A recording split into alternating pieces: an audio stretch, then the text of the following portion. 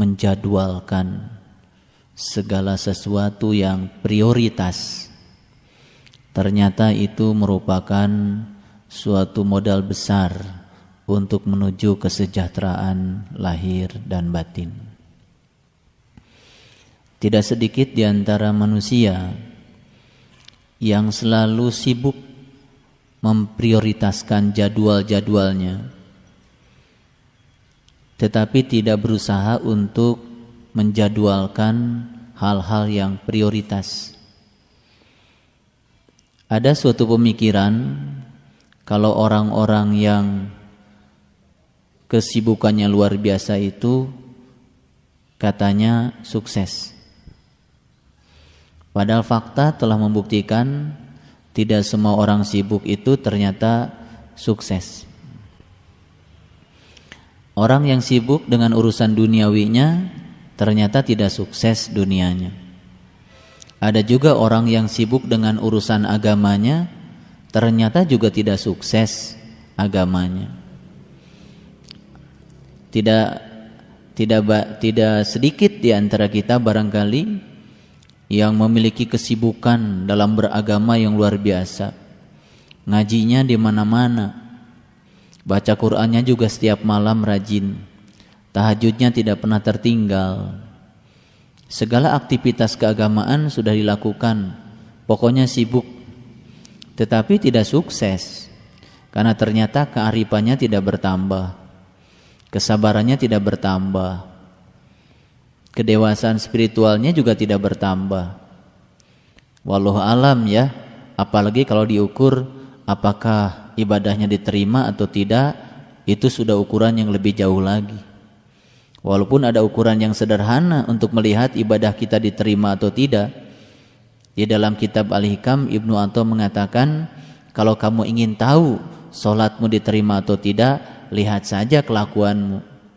Kalau kamu ingin tahu ibadahmu itu berhasil atau tidak, lihat saja kelakuanmu. Karena ibadah itu puncak akhirnya adalah membangun perilaku yang lebih baik. Sesuai dengan hadis Nabi yang mengatakan, aku tidak diutus ke dunia ini kecuali untuk menyempurnakan akhlak. Jadi ternyata sibuk tidak identik dengan sukses. Semoga kita tidak termasuk orang yang terlalu sibuk tapi sukses. Saya punya cerita yang sederhana. Seorang nelayan habis melaut, menangkap banyak ikan. Setelah itu kemudian dia menjual ikannya ke pasar, dan setelah itu kemudian dia menyapa istri dan anaknya. Tidak lama setelah itu dia duduk-duduk di atas kapalnya sambil memandang laut, sambil bersyukur atas segala anugerah yang sudah Allah berikan kepadanya. Tiba-tiba datang seorang pengusaha kapal. Ditegurnya nelayan itu, daripada kamu duduk-duduk seperti itu, lebih bagus kan kamu melaut, biar kamu dapat ikan yang banyak. Si nelayan itu berbicara, terus kalau saya sudah dapat ikan banyak, ya kamu kan nanti bisa membeli jaring yang lebih besar. Terus kalau jaring saya sudah lebih besar, kamu kan nanti bisa dapat ikan lebih banyak lagi. Terus kalau dapat ikan lebih banyak lagi, lah kamu kan nanti bisa beli kapal tambahannya. Terus kalau kapal saya sudah bertambah, ya kamu kan nanti bisa beli perahu yang lebih besar lagi dengan mesin-mesin yang lebih canggih. Terus kalau perahu sudah lebih besar lagi, kamu kan nanti jadi orang kaya. Terus kalau saya sudah jadi orang kaya, terus saja habis ya, si pengusaha itu tidak bisa berbicara lagi. Lalu si nelayan itu berkata sederhana, kalau semua itu sudah dicapai, apa titik akhir yang akan didapat? Si pengusaha itu mengatakan, ya pikiranmu nanti akan damai. Jadi rupanya semua upaya yang dilakukan itu untuk membangun pikiran supaya damai. Dari cerita itu kan kita bisa mengambil pelajaran. Si pengusaha yang menawarkan usaha yang luar biasa ini kan sudah jelas dia baru berangan-angan kalau nanti memiliki banyak hal pikirannya akan damai. Berarti saat dia berbicara dengan nelayan itu sebetulnya dia belum punya pikiran yang damai. Lalu si nelayan itu berkata, "Bapak, terima kasih atas semua sarannya. Sebetulnya dari sejak Bapak datang ke sini, pikiran saya sudah damai." Karena kedamaian pikiran itu pilihan. Kita bisa damai setiap saat dimanapun kita, pada kondisi apapun, karena itu pilihan kita.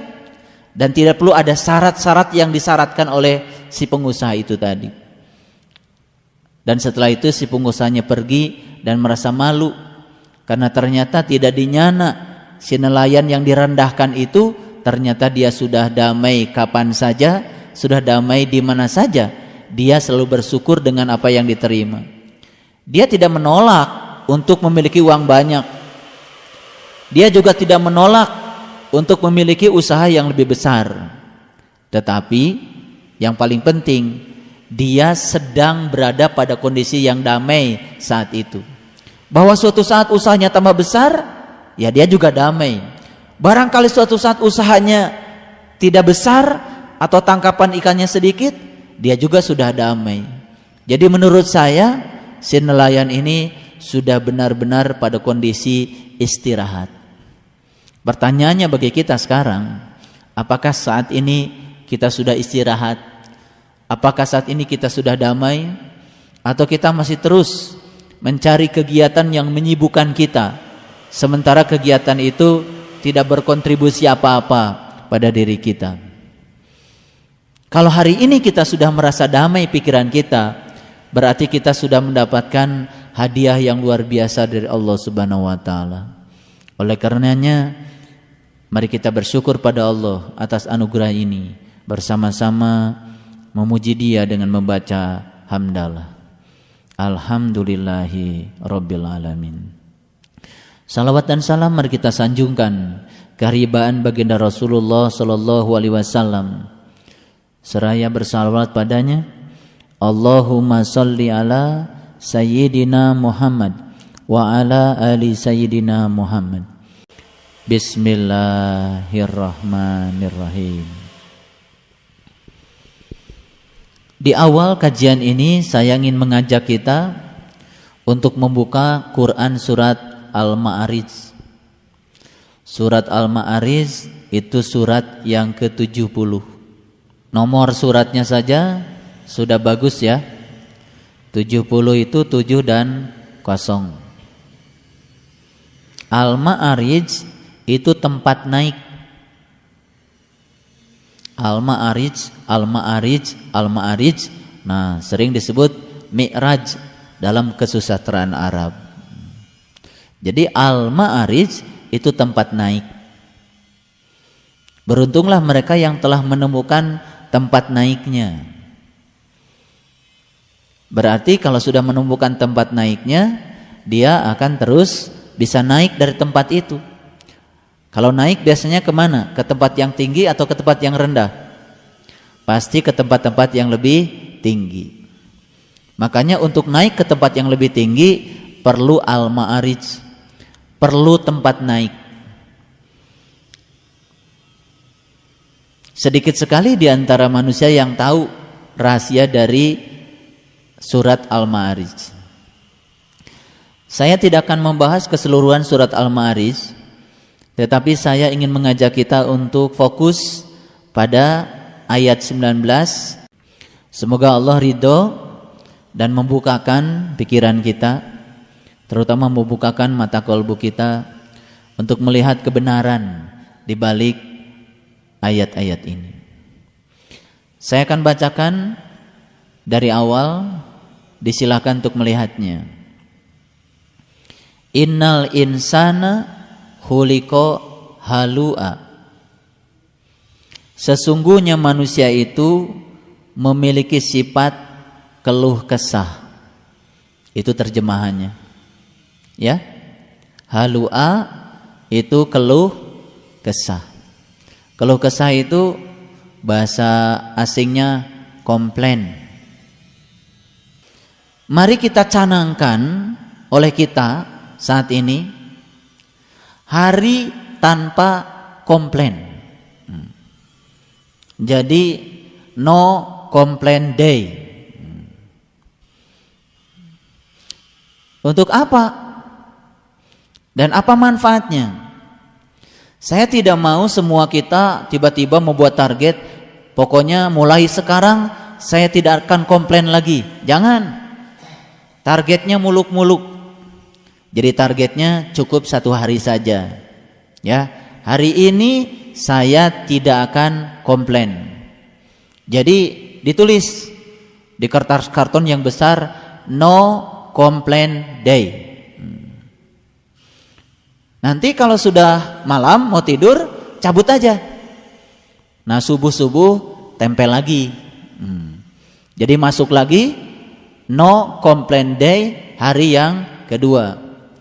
Nanti kalau sudah malam cabut lagi. Besok tempel lagi.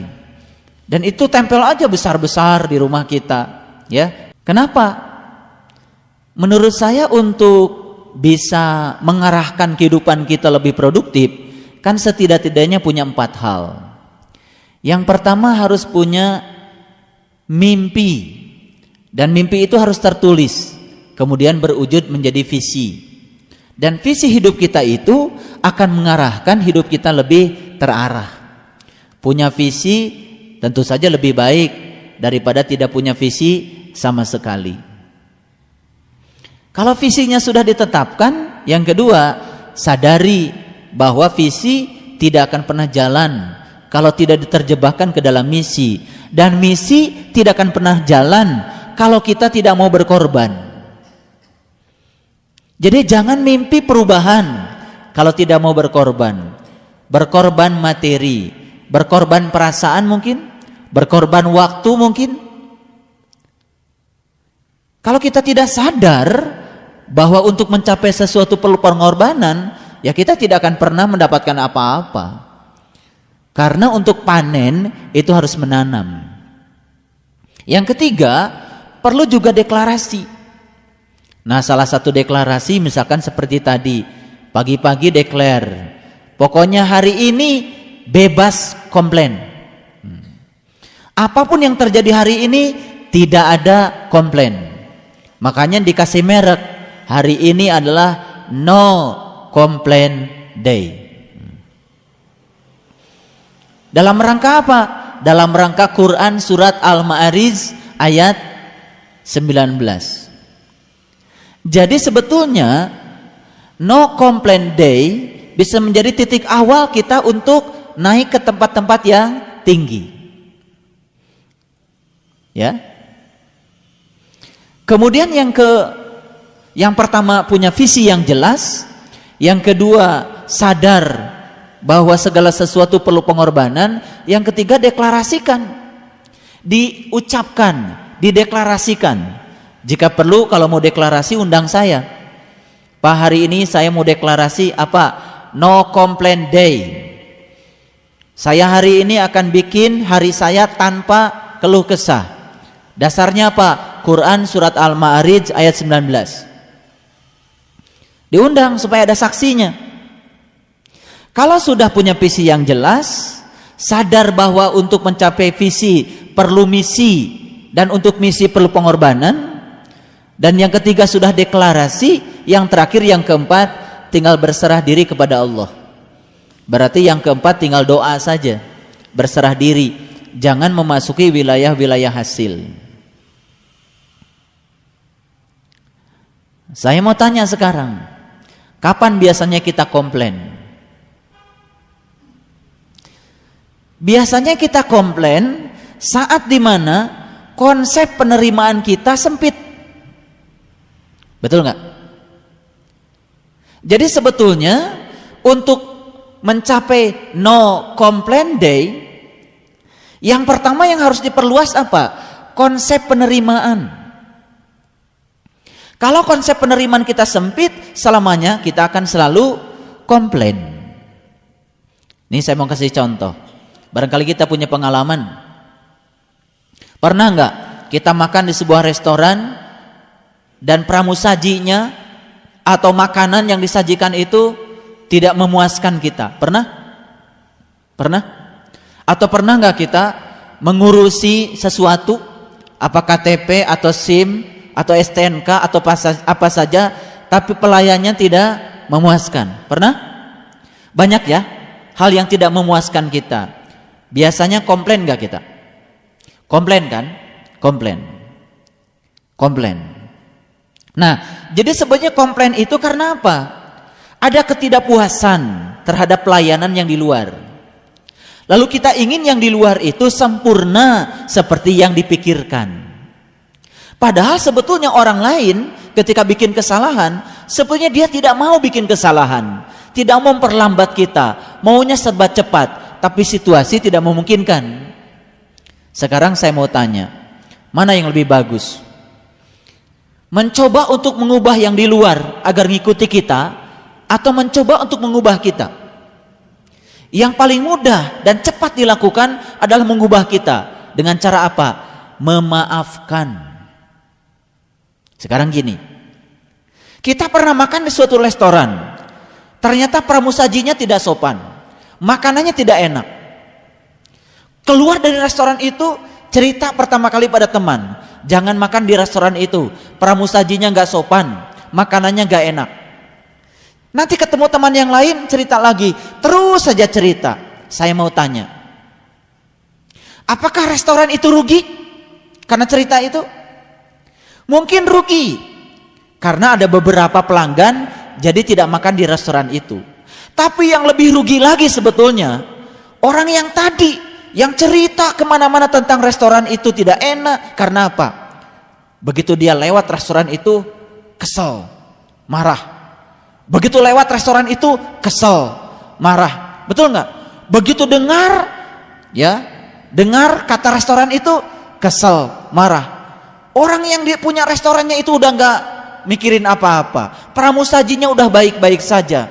Kita yang tidak memaafkan bertahun-tahun tidak bisa memaafkan. Siapa sesungguhnya yang dirugikan lebih besar?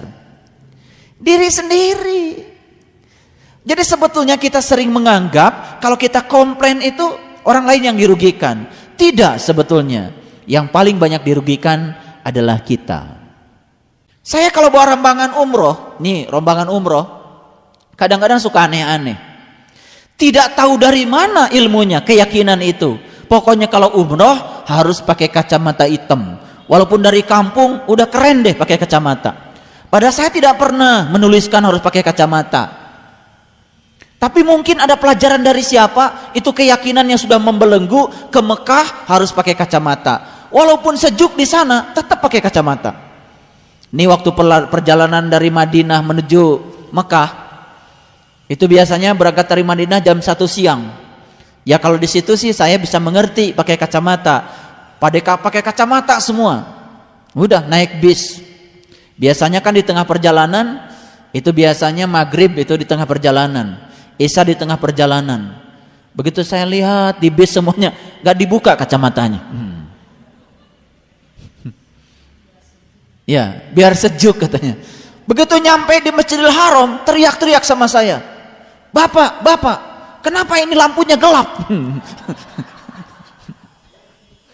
Biasanya disalahkan siapa? Yang disalahkan lampu, yang disalahkan yang di luar. Padahal yang menggelapkan dirinya sendiri adalah kacamatanya. Jadi sebetulnya cerita inspirasi yang tadi itu luar biasa. Kenapa kita sering ingin mengubah keadaan yang di luar? Sebetulnya yang harus diubahkan yang di dalam. Kalau kita sering mengubah ke dalam, komplain itu akan berkurang. Makanya saya katakan sekali lagi, mari kita canangkan setiap hari no complaint day. Biar ngikutin car free day, kan gitu ya. Kita cari yang lain yang aneh-aneh. Aneh tapi produktif untuk kita, dan itu sangat luar biasa. Dan jadi sebetulnya komplain, keluh kesah lebih bagus dipuasakan saja.